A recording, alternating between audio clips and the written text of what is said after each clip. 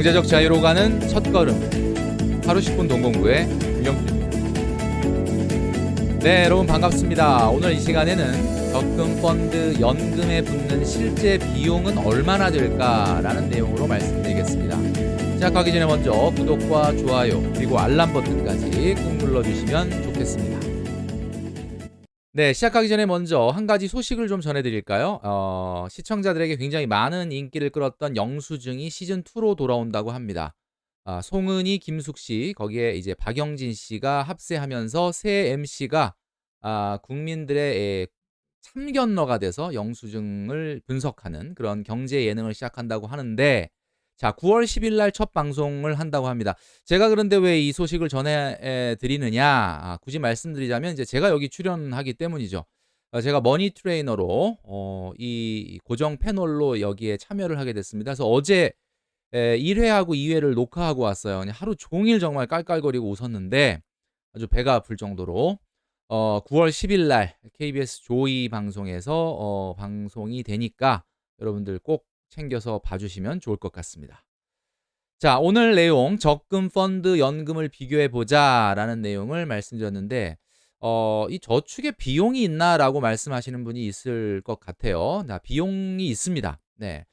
일단 비교를 해보기 위해서 뭐 적금하고 펀드하고 연금을 한번 비교해 볼 텐데, 뭐 적금의 이자율이나 펀드나 연금의 수익률이 어떤지는 우리가 알 수 없죠. 그래서 적금은 한 2% 정도, 펀드는 과거 10년간의 펀드 평균 수익률인 한 5.5%, 연금은 6.5%로 수익률을 한번 단순하게 비교를 해보면서 비용이 얼마나 드는지를 한번 비교해 봤습니다. 자, 일단 20년 정도를 저축한다고 봤을 때 한 10년은 납입을 하고 10년은 그냥 거치해 둔다. 이렇게 그냥 단순하게 한번 생각을 해보겠습니다.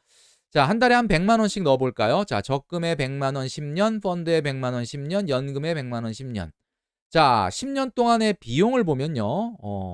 아시는 것처럼 적금은 당연히 비용이 없습니다. 예, 비용 떼는 게 없죠. 자, 그런데 펀드는 선취와 후취 수수료라는 게 있습니다. 여러분, 요즘 이제 펀드에 관심을 갖고 새롭게 이제 시작하시는 분들도 많이 있는데, 펀드의 선취 수수료와 후취 수수료는 뭘까? 자, 펀드는요, 우리의 돈을 누군가에게 맡겨서 그 사람이 대신 나 대신 투자를 해주는 거 아니겠습니까? 그 누군가가 바로 자산 운용사죠. 자, 그래서 여러 가지의 비용들이 있습니다. 그 중에 이제 크게 보면 선취하고 후취라는 게 있죠. 자, 선취는 이 100만 원 내는 돈에서 떼는 겁니다. 보통 뭐 상품마다 다 다르기 때문에 뭐라고 딱 한정 지을 수는 없지만 매월 납입 금액의 한 뭐 0.5에서 1% 정도.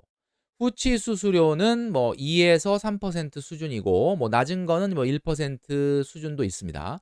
자, 후치 수수료라는 것은 내는 돈 100만 원에서 떼는 게 아니고 들어가 있는 1년간의 적립 금액에서 떼는 수수료를 이야기합니다. 자, 그러니까 투자형 상품으로 운영이 되는 펀드나 연금 같은 경우에는 선취와 후취 수수료가 다 있죠. 자, 그런데 특징을 보자면 펀드는 선취보다는 후취가 좀 강한 편이고요. 연금 같은 경우는 후취보다는 선취가 강한 편입니다. 그러니까 예를 들면 우리의 지금 비교 상황으로 놓고 본다면 펀드 같은 경우가 선취 수수료를 계속 1%씩 떼고 후취 수수료가 2~3% 수준, 그리고 연간 수익률이 5.5%로 간다라고 봤을 때 이 10년간의 수수료는 이렇습니다. 그러니까 점점 늘어나죠. 1년, 2년, 3년 차 때는 10만 원, 20만 원, 30만 원 수준이던 것이 4년 차, 5년 차 가면 7, 80, 1년에 7, 80만 원 정도의 수수료가 뗀다는 거예요. 자, 그리고 연금은 후치 수수료보다는 선치 수수료를 많이 떼는데 보통 한 6에서 8% 정도의 선치 수수료를 뗍니다. 보통 우리가 이것을 사업비다, 이렇게 이야기하는데 7년 동안은 굉장히 그래서 많이 떼게 될 수밖에 없죠. 그러나 이제 후반부 10년을 가게 되면 좀 상황이 달라집니다. 선치 수수료를 많이 뗀 대신에 연금은 후치 수수료가 매우 낮아요. 연간 평균 0.8% 정도 수준이니까 매우 낮고 굉장히 낮은 수준이고, 펀드는 좀 전에 보셨던 거에 비해서 점점 기하급수적으로 늘어나죠. 당연히 후치 수수료가 크기 때문입니다. 그러니까 납입을 할 때 납입 금액에서 떼는 수수료는 없어지지만 안 내면, 근데 적립금액이라는 것은 시간이 지남에 따라서 계속해서 늘어나니까 굉장히 커질 수밖에 없습니다. 그러니까 20년간 우리가 100만 원씩 10년간 납입을 하고 10년간 거치를 했을 때 이 펀드의 평균 수익률 5.5로 계산을 해 보면 수수료가 무려 20년간 2,332만 원 정도를 뗍니다. 연금은 그에 비해서는 좀 작은 1,183만 원 정도를 뗀다. 자, 그렇다면 적금은 아예 수수료가 없냐, 비용이 없느냐? 그렇지는 않죠. 적금은 내는 동안에는 비용이 없겠지만 마지막에 한번 뗄 때 비용을 떼는데 그게 바로 이자 소득세죠. 자, 정리하면 적금은 내는 동안에는 비용이 없고 마지막에 돈을 찾을 때 이자 소득세 15.4%를 뗀다. 펀드는 선취보다는 후취가 점점 커지기 때문에 기하급수적으로 커지기 때문에 너무 장기 투자를 했을 때는 조금 비용이 늘어날 수 있다. 연금은 초반에 선취 수수료가 세지만 후반부에는 후취 수수료가 낮기 때문에 오래 유지하면 평균 비용은 떨어진다. 이렇게 우리가 결론을 내릴 수가 있고요. 자, 단순 비교지만 어쨌든 수익률을 놓고 봤을 때 20년 후에 100만 원씩 10년 내고 10년 후에 20년 후에 적금은 1억 5,545만 원 정도를 탑니다. 자, 그리고 펀드는 2억 4천만 원 정도, 연금도 한 2억 4천만 원 정도가 되죠. 자, 그러니까 이렇게 장기 투자를 하는 데 있어서는 적금이 비용은 적지만 좀 불리할 수밖에 없다. 왜냐하면 1억 2천이라는 원금을 똑같이 냈는데 20년 후에 1억 5,545만 원이라 그러면 여러분 어떻게 생각하십니까? 20년 후에 1억 5,540만 원이라면 이거는 원금이 손실된 거다라고 생각을 해야 되겠죠. 화폐 가치로 보자면. 그렇기 때문에 너무 장기 투자는 좀 곤란하다라는 결론이 나옵니다. 자, 그러니까 적금 같은 경우에는 정리하면 비용이 20년을 한다고 봤을 때 금융저축은 이렇게 적립금액이 올라가면 그 적립금액의 마지막에 이자소득세를 떼는 방법을 취하고 있습니다. 이게 이자소득세죠. 유일한 비용이 이자소득세입니다. 자, 그런데 펀드는 적립금액이 이렇게 올라가면 매 기간마다 떼는데 후치 수수료가 선치보다는 훨씬 크기 때문에 기하급수적으로 늘어납니다. 자, 그러니까 한마디로 말해서 적립금액의 기울기가 커지면 이렇게 커지면 당연히 후치 수수료도 커질 수밖에 없기 때문에 너무 장기 투자는 조금 부담스러울 수 있다라는 이야기죠.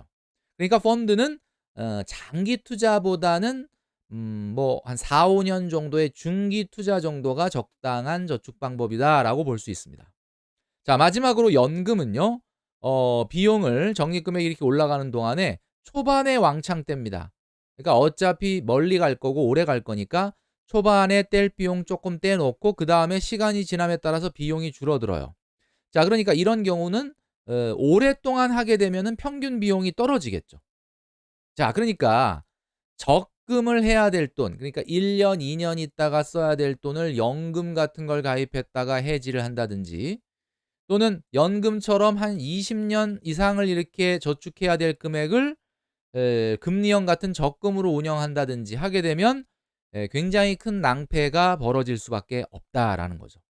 자, 결론은 1-2년 있다 찾았을 돈은 적금, 3-4년, 4-5년까지 운영할 수 있는 돈이라면 펀드, 그리고 정말 오랜 기간 노후 준비를 위해서 20년간은 내가 이 돈 안 쓰겠다라고 생각하고 저축할 마음이라면 연금을 가입을 해야 되는 거죠. 자, 그래서 우리가 저축 상품에도 상품에 이런 비용이 있다라는 것을 우리가 한번 꼭 확인하고 가입을 해야 됩니다. 자, 그런데 이거는 그냥 단순하게 상품에 나온 비용을 말씀드린 거고요. 여기서 이제 우리가 결론을 내리자면 그러면 아까 보니까 정기적금 같은 경우는 똑같은 금액 100만 원 20년 저축을 했을 때 비용이 가장 적으니까 '정기적금이 비용이 제일 적구나.'라고 생각하실 수 있을 텐데 자, 과연 그럴까요? 자, 우리가 어떤 의사결정을 경제적으로 했을 때 꼭 따라붙는 것이 바로 기회비용이라는 겁니다. 여러분들도 들어보셨죠? 자, 기회비용이란 무엇이냐? 어떤 행위를 하기 위해서 그 행위를 하는 대가로 치루어지는 다른 기회의 포기, 그것을 비용으로 얘기하는 것을 우리가 기회비용이라고 합니다. 그러니까 예를 들면 결혼에 대한 비용은 내가 결혼을 할 것이냐 안 할 것이냐를 고민하다가 결혼을 선택했다면 결혼의 비용이라는 것은 독신으로 살아가면서 누릴 수 있는 자유를 포기한 대가죠. 그러니까 어떤 행동의 비용은 그 행동을 하기 위해서 무언가를 포기한 그 포기한 것의 가치로 표시하는 겁니다. 자, 그래서 우리의 경제적 관념은 가장 첫 번째가 바로 이거라는 거죠.